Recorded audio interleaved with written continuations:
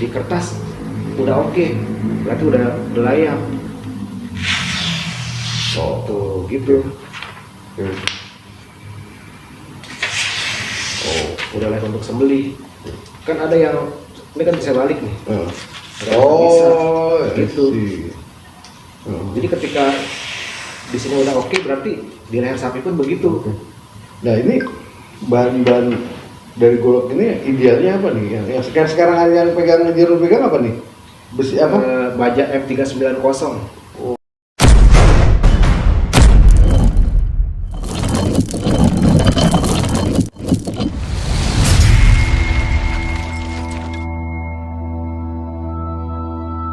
Assalamualaikum warahmatullahi wabarakatuh, Sobat Budayantara di Budayantara TV. Karena ini momentum Idul Adha sudah dekat, kita melihat pernak-pernik di balik pemotongan hewan kurban. Alhamdulillah telah hadir di Budayantara TV. Ini ahli, jadi jangan coba-coba buat main asal potong-potong aja, bisa pelanggaran nih kalau sama teman saya nih.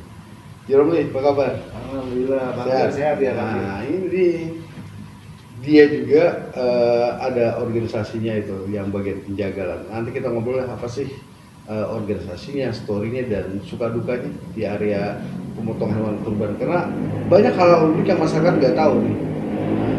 Ji, gimana nih Ji? Idul Adha kan udah bentar lagi nih. Ya. Makin sibuk dong. Ya, alhamdulillah.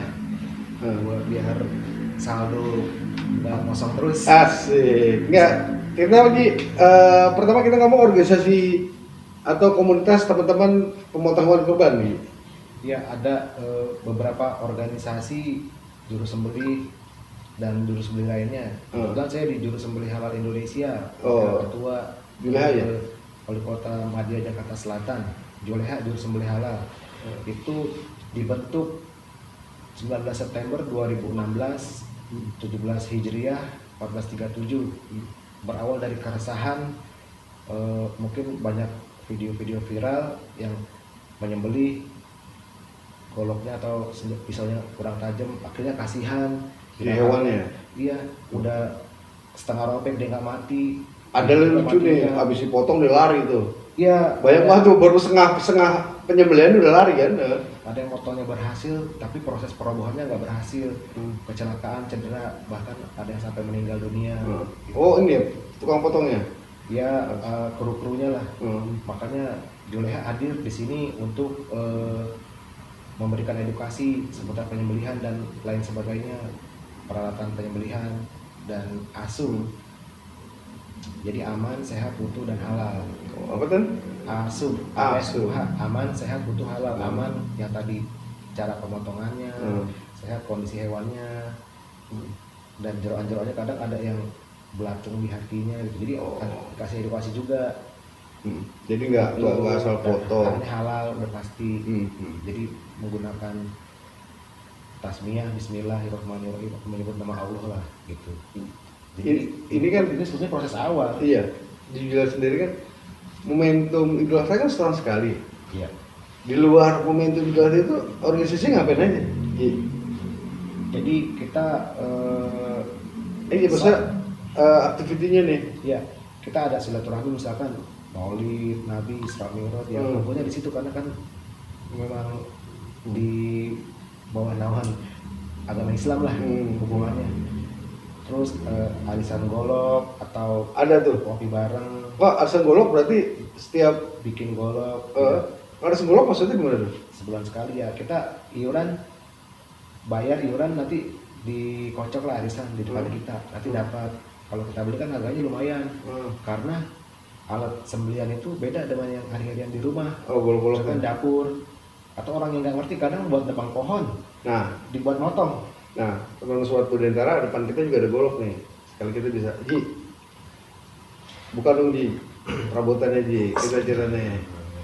Maksudnya jenis golok-golok yang tadi bicara itu nggak semua, ya bentuk golok sama lah, yang buat ngupas kelapa lah, yang buat nyacak tulang segala macam. Kalau yang buat nyembelih emang harus ada golok khusus ya? Iya, jadi saya pernah ikut pendidikan yang bersertifikat negara.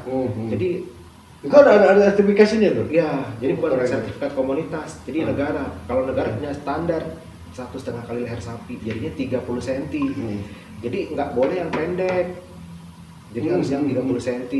Jadi ketika kita motong dengan daya dorong, seret juga dapat, kayak tarik juga dapat. Nggak nyusahin nggak nyiksa si hewan yang dipotong kan. Kalau pendek kasihan, takutnya kan Mentok kalau ya? yang nggak kuat kan nggak nyampe, jadi berkali-kali.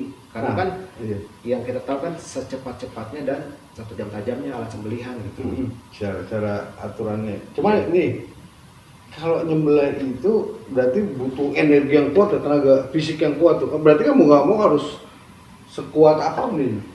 Kurang lebih komposisinya 60% power kekuatan, 25% ketajaman, 30% dan 10% teknik. Jadi kalau pisau atau goloknya tajam tapi tenaganya nggak ada, percuma Mas Jo. Nggak kepotong juga. Iya, lemas gitu. Jadi juga butuh tenaga juga. Begitu dibetot cuma gini doang tuh leher sapi. Iya, karena apalagi sapi impor, kulitnya berapa senti segini saya nggak tahu. Contoh, BX. Kalau tenaganya kuat tapi pisau atau goloknya kurang tajam juga Nyiksa juga. bisa juga. Mati enggak malah. Jadi kita harus punya standar. Biasanya dimotong untuk kertas. Kalau kertas sudah halus deh, apalagi suaranya nggak ada, udah. Berarti udah cukup buat eksekusi. Standarnya. Coba ini ada kertas nih. Untuk orang awam, kalau orang-orang yang zaman-zaman dulu biasa di rambut begini. Oh sekarang Dia- tolak ukur dari kertasnya ya? Iya, atau di kuku dia nggak nyerosot. Oh berarti tajam, kan ada yang nyerosot. Oh iya, paham. Iya gitu. Nah, jadi kita punya standar, misalkan di kertas udah oke, berarti udah layak. Oh, tuh gitu. Oh, udah layak untuk sembelih. Kan ada yang ini kan bisa balik nih. Ada yang bisa, gitu. Jadi ketika di sini udah oke, berarti di leher sapi pun begitu. Nah ini bahan-bahan dari golok ini idealnya apa nih? Yang sekarang ada yang pegang pegang apa nih? Besi apa? Baja M390. Oh. 390 biasanya. Itu baja modern. Kalau yang pada umumnya zaman dulu itu. Nah, itu ada bangkai-bangkai mobil, Jeep Willys, Unimog atau Delman, Perdaun. Akhirnya kan, wah sayang nih, bisa dibikin golok panjang segini, kotak, tipis. Akhirnya diasap pinggirannya diolah, dikasih gagang, jadi dia harganya murah dan dia juga sifatnya karat, korosif. Dan nggak permanen ya. Maksudnya tajamnya nggak permanen, cuman Kalau tajam permanen tergantung perawatan. Kalau modern lebih ke tingkat kekerasan baja. ini baja nih yang Iya, baja 390. ini cara maintenance gimana nih? Tingkat kekerasannya lumayan, jadinya ngasahnya lama, tumpulnya juga lama kalau pentumpul. Cara ngasahnya ini alhamdulillah sih anti karat sih. Jadi abis dipakai cuma disiram air aja udah. Saya berkali-kali tuh udah nggak, perawatannya cuma itu aja, nggak perlu dikasih minyak gemuk atau apa sih. Tapi ini najeminnya? Iya, jadi ada alat. Jadi kalau ini tumpul, alat pertamanya itu adalah batu dengan batu. Batu itu tingkatannya ada yang batu kasar. Batu yang semakin kecil angkanya di material ada tuh, semakin kasar, dibentuk sampai dia untuk halus, tajam. Itu batunya harus yang halus sampai misalkan grade 5.000, 7.000, 8.000 sampai 12.000 gitu. Itu Jepang punya itu biasanya batunya pun harganya Kalau mahal. ini bisa buat ini. Nah, kalau ini jadi kalau sudah tajam baru boleh ke sini, ini namanya honing. Nah, ini kalau ini semua gue ngeliat apa? Di tukang daging kan. Wah, begitu. Tang. Nah. Kalau ini gunanya buat menghalusin apa mentajamin apa? Iya, jadi ini untuk mempertahankan ketajaman, bukan membuat tajam. Oke. Jadi ketika ini agak tumpul sedikit, kita ini sedikit ditajemin. Jadi ada alat namanya honing nih. Nah ini yang agak ada ulirnya sedikit untuk najemin dikit. Kalau ini hanya untuk meluruskan. Beda ya? Iya, kalau ini halus. Jadinya kalau halus itu dia kan kalau kita ngeliat ini karena tipis banget berapa mikro. Jadinya kadang melengkung-melengkung. Jadi kita lurusin pakai yang ini. Kalau kurang tajam pakai yang tadi agak kasar. Ya, namanya fine cut gitu misalnya. Kalau yang kulit yang tukang cukur juga pakai. Iya. Kalau itu fungsi buat apa biasanya? Itu ya ngilangin lemak-lemaknya lah biar keset. Gitu. Biar nggak macet karena kan misalkan lemak dari hewan juga kan bikin ini. Nah, pertanyaan keduanya yang ini nih. Kalau ini udah tajam, biasanya maksimal berapa kepala sapi yang harus yang bisa disembelih nih? Kalau misalnya ini tajam nih, ada batasan nggak? Oh, ini cuma cukup buat 5 atau 10 kepala sapi aja. Kalau habis itu nggak? Saya sih pernah Coba di atas 15 kalau nggak salah deh. Terus Ada yang sampai puluhan. Tapi dengan konsep model kayak begini juga. Iya, kalau semakin ya lumayan harganya tinggi, harga nggak nipu lah. Jadi kekuatan ketajamannya tuh lama, endurance-nya gitu. Jadi kan dia ngasahnya juga lama karena keras, ya tumbul juga lama. Kalau pemakaian normal, ya kalau untuk kita tajamin dikit lagi ya begini lagi, nggak usah dibatu lagi, jadinya cukup di honing aja. Bisa menjaga ketajaman stabil. Iya gitu. Kalau mobil dilap-lap lah ibaratnya. Nggak usah harus ke montir lagi ke bengkel. Iya, cuma dilap-lap ibaratnya. Apa sih dipanasin gitu. Nah, kalau yang satu yang pisau tuh buat apa? Selain golok ya. Nah, kalau jadi sebetulnya menyembelih cukup ini aja. Kebutuhan pokoknya. Iya, golok dan untuk membuka kulitnya skinning. Ini proses slaughtering untuk menyembelih. Untuk membukanya kan kulitnya. Oh iya. Kan dimasak kita nggak pakai kulit. Jadinya ini. Neset-nesetnya untuk memisahkan lemaknya dulu. Kepala dari badan, kaki dari badan, gini. Jadi jangan yang panjang-panjang. Dan dia juga yang kerjaan cukup tough lah. Kita tusuk agak-agak ya kuat juga. Dan ini butuh keahlian khusus kan, maksudnya nggak sembarangan orang ya kalau buat. Kalau itu maksudnya buat ngerjain itu kan harus bisa kelihatan gitu. Belajar dikit bisa. Maksudnya kalau untuk awam bisa, tapi lama ngerjain. Tapi kalau yang udah ahli, seret panjang, jangan seret gitu jangan. Kita berapa kali nih? Langsung 3 kali, 4 kali, gini lagi jangan nggak di honing karena lemak bakalan ini banyak nempel di sini kan. Iya. Mau apa? Memperlambat ketajaman pisaunya. Mempertahankan. Iya untuk ini. Sama satu lagi kapak nggak saya bawa. Oh itu buat ngancur tulang. Belah dada untuk belah tulang juga, tulang iga, dan kita ambil jeroannya Mas Jo. Gitu. Jadi cukup ini aja. Ini alat yang penting ya. Iya. Pisau sembelih, pisau skinning, sama kapak. Udah. Nah, perlengkapan pendukungnya ada blindco. Blindco itu untuk nutup mata sapi. Jadinya kadang biar dia tenang, nggak beringas. Ya tambang juga perlu sih. Ada pengalaman nggak sih dalam proses penyembelihan itu yang pertama sulit, yang kedua ngeliat fenomena. Ya pasti kan kalau penyembelihan itu pasti orang mau cepat aja kan. Apalagi ngeliat di jadwal pemotongan hampir puluhan gitu dengan waktu yang agak harus. Oke, jam 2 harus sudah selesai. Itu ada tingkat kesulitan atau cerita sendiri gitu? Alhamdulillah. Saya belum ngalamin. Tapi kalau cerita dan dari video, ya mungkin itu buat pelajaran saya. Ketika lihat orang begitu, wah pelajaran buat saya. Jadi bermanfaat juga itu walaupun dia ini. Walaupun hal yang salah ya. Iya. Buat evaluasi. Nah, berarti fungsi organisasi sendiri memang begitu penting ya buat edukasi proses potongan. Ya kita based on-nya kan CR gitu, memberikan edukasi ke masjid atau kantor juga ada, kantornya suka ngadain atau ke sekolah. Itu bisa ada jadwal roadshow nggak sih ke majlis? Ada, biasanya setelah Idul Fitri itu. Idul Fitri, jadi untuk pengaderan dulu lah. edukasi pendidikan. Kalau kekaderan tergantung dia mau Masuk organisasi. mau dalami atau enggak, mau nyebur atau enggak, gitu. Tapi kalau dia memotong musiman perlu diajarin juga kan SOP-nya. Iya. Misalnya mereka tukang jaga tematik lah untuk misal untuk momentum Idul Adha bisa selesai gitu, bukan sebagai passionnya gitu. Ya, karena di komunitas itu juga banyak kumpul ustadz, kiai, penjual golok, penjual sarung golok, pembuat, tukang asah, tukang akikah, tukang ternak kambing atau sapi, macam-macam, bisnismen. Jadi muternya kelar. Jadi ngumpul di situ malah bikin bisnis baru ya.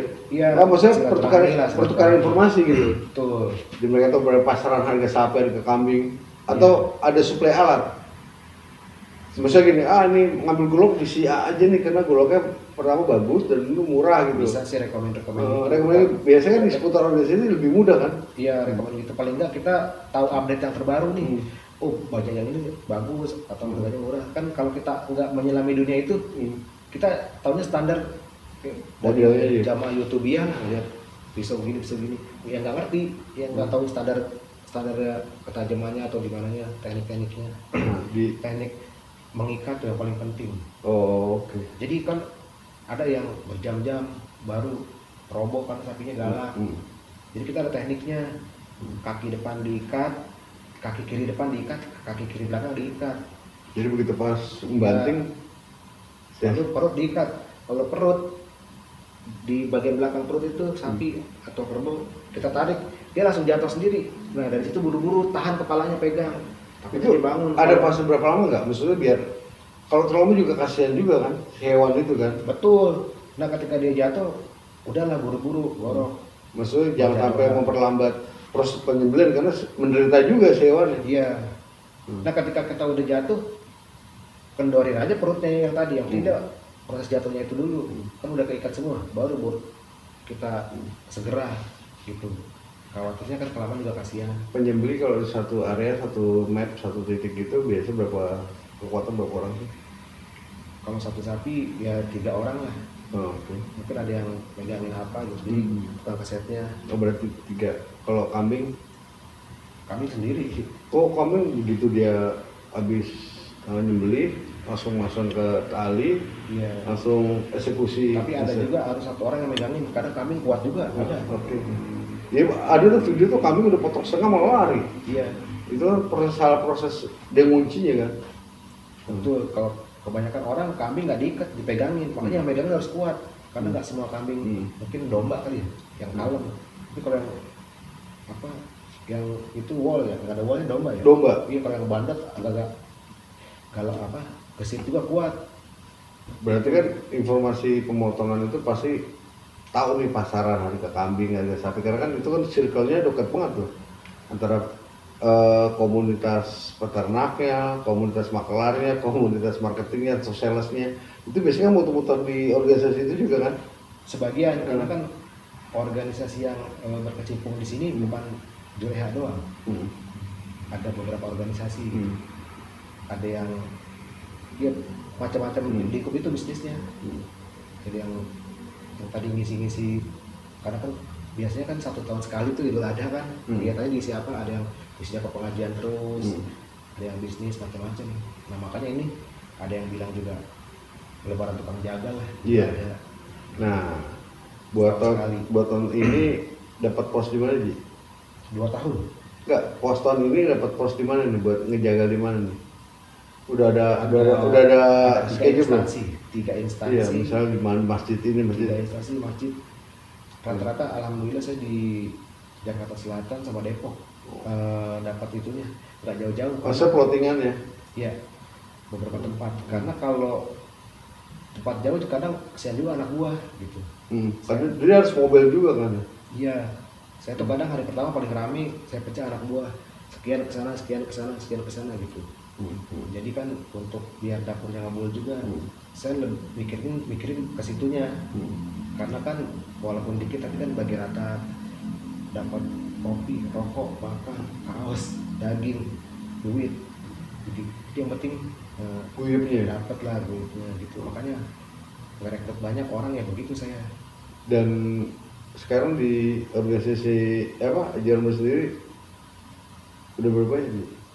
kepengurusan yang ini di wilayah Jakarta Selatan ya? Ya kalau di Jakarta Selatan kurang lebih saya 300 kurang yang masuk struktural. Mungkin ada yang nggak mau dimasukin, Ya, tapi dia pernah ikut pelatihan. maksud tapi dia ibaratnya supir tembak ya. Iya. Nah, kalau untuk tingkat nasional, biasanya itu di tingkat nasional di Facebook sih puluhan ribu di Facebook. Tapi yang ini 100.000 kurang. Tapi ratusan yang misalnya Iya. intens di internal Jerome sendiri. Oke. Ini Ji, tadi bicara SOP, bicara alas segala macam. Kondisi ekonomi, katakan ekonomi kita kurang baik-baik aja nih. Tapi kita bilang semua masih stabil, masih aman. Nah, untuk Idul Adha tahun ini nanti gimana Ji? Apanya? Ngelihatnya untuk penjualannya lah atau animo misal wah tahun kemarin di masjidnya cuma 10, sekarang kelihatan 12 nambah sapi atau nambah kambing. Sekarang apa masih stabil atau dalam kayaknya ada pengurangan jumlah hewan kurbannya gitu? Kalau masalah jumlah kurang sih itu relatif ya. Tapi job yang berkurang mungkin ada. Kenapa? Kita ini di organisasi itu memberikan edukasi si A. Mungkin tahun lalu dia saya ajarin. Tahun ini dia nggak pakai jasa saya karena udah bisa gitu. Mau tahu sendiri ah.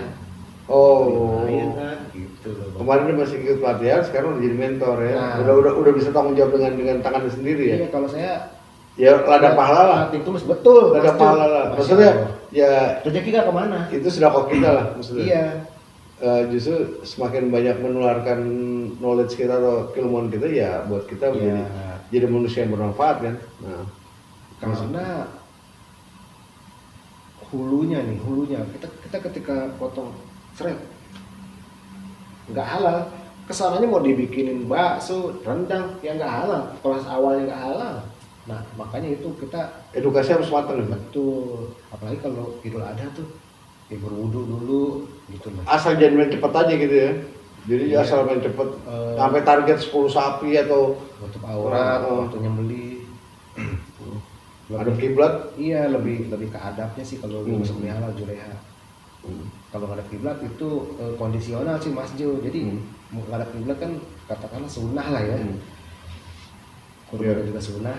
Maksud saya tuh ketika kita udah nggak bisa mengkondisikan area pemotongan. ya untuk menghadap kiblat, ya kita baiknya ya apa ngikutin itu aja kondisi karena nyawa manusia atau kondisivitas lingkungan kan nggak semua ada di lapangan atau di tempat yang ini pernah di gang sempit. Di gang sempit loh yang nonton banyak, Justru banyak yang nonton daripada yang motong.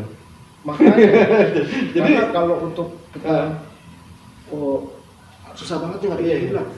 Ya, karena anak kecil momentum hewan kurban itu kan sebagai dari entertainment juga nih buat orang. Iya. Misalnya dia mengorbankan hewan kambing atau sapi, kan si pengorban ini keluarganya atau yang ini pengen melihat nih proses penyembelihannya. emang hukumnya emang harusnya begitu. Tapi kan teman-temannya banyak nih, yang datang kencingnya, bawa ponakannya, tetangganya jangan pengen lihat. Nah, jadi momen hiburan sendiri nih. Satu sapi 7 orang. 7 orang bawa teman jadi 14. Itu kalau satu sapi.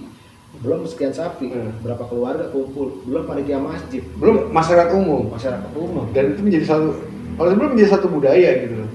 Budaya silaturahmi juga antara si pemotong dan si pengorban juga. Jadi akhirnya yang biasa nggak keluar rumah, nggak biasa nggak ke masjid, semua gara-gara pemotongan ketemu di situ tuh. Iya, memang lebih ke Idul Adha tuh tradisi. Jadi walaupun dia katakanlah mampu lah, nggak masalah kita kasih daging kurbannya. Karena kan wah, masya Allah orang agama Islam gitu. Iya. Dia nggak baca kitab suci, dia baca dari akhlak kita. Udah baik yang ngasih ini. Bicara kita bukan masalah ini, masalah kemanusiaan. Oh iya, betul. Iya, saudara kemanusiaan, saudara kemanusiaan. Itulah. Kecuali zakat fitrah. Iya. Itulah kerennya kita ya. Secara silaturahmi semua memang harus rata juga. Iya, dia sama. Nah, oke. Tapi kalau ada yang lebih membutuhkan ya kasih lah. Iya, targetnya. Yang jarang makan sate. Iya. Iya. Kadang-kadang yang suka Yang ini tukang satenya yang kualat juga nih karena buat jualan lagi.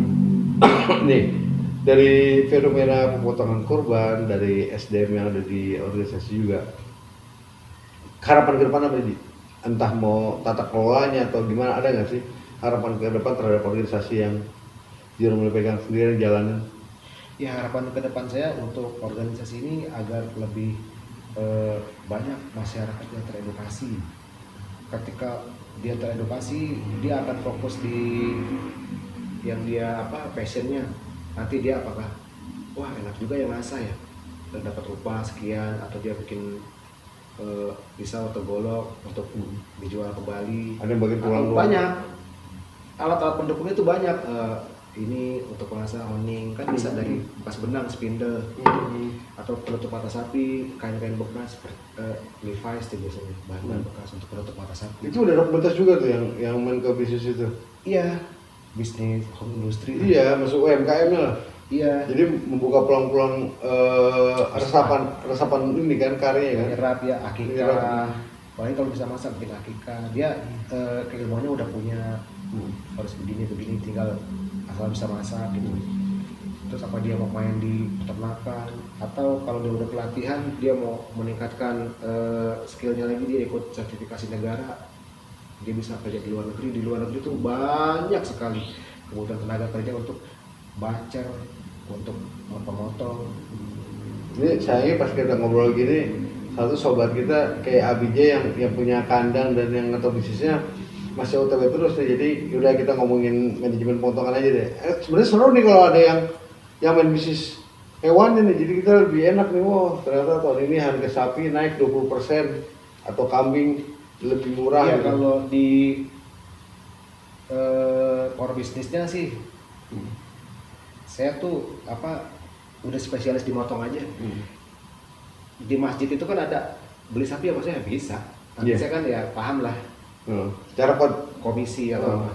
Tapi saya udah ada rezeki saya di sini, udah yang itu buat biar yang udah biasa main di situ gitu. Jadi nggak ngambil kotak Iya, yang lain. betul. Orang lain. Nggak serakah juga gitu. Betul. Jadi rezeki nggak kemana kok, insya Allah. Ya justru lebih itu adalah saat ilmu kita fokusin, kita bikin jadi tenaga ahli, dan itu bisa jadi ladang pahala kita buat mentransfer ilmu ke orang-orang, dan kebanggaan kita saat ilmu yang kita berikan berkembang pesat dan dia menjadi ilmu itu untuk ke yang lain juga gitu. Iya, karena syariat agama di Idul Adha ini tuh rantainya tuh panjang. Dari tukang cari rumput, ya kan, kita hidupin tukang cari rumput, ke pengangon segala macam, perawat, tukang pakan segala macam, pengantar jual beli, pengantar mobil, apakah nanti dia susu segala macam, transportasi bener, sampai ke titik akhirnya di penyembelihan. Artinya kan berapa tuh dari Idul Adha itu. Jadi secara bisnisnya banyak yang Iya, katakanlah nggak tahu deh, saya pernah baca 100.000 lebih kali atau berapa juta setahun hewan mati dipotong. Artinya kan perputaran uangnya tuh luar biasa gitu. Jadi dan itu memang sudah menjadi budaya juga di kita. Iya, jadi kalau Dan ada budaya vegetarian ya masing-masing lah ya. Ya cuman ini bagian dari pertama ya ibadah juga, dan ya karena kita di Nusantara ini kan ini bagian silaturahmi juga di proses pemotongan kurban juga, dan akhirnya nanti mungkin pas pemotongan tim Budayantara nanti boleh nih mampir di karya. Silakan Mas Jo. Oke, sobat Budayantara, podcast untuk seputar hewan pemotongan kurban organisasi sudah kita kupas. Nanti pas hari hanya kita bisa cek lokasinya, kita lihat nih Jerome motong sapi, motong kambing, dan kita terus update sobat Budayantara, tetap di Budayantara TV. Kita terus di Budaya Nusantara. Makasih Ji. Ya, Ya Mas Jo. Assalamualaikum warahmatullahi wabarakatuh. Waalaikumsalam warahmatullahi wabarakatuh. Siap.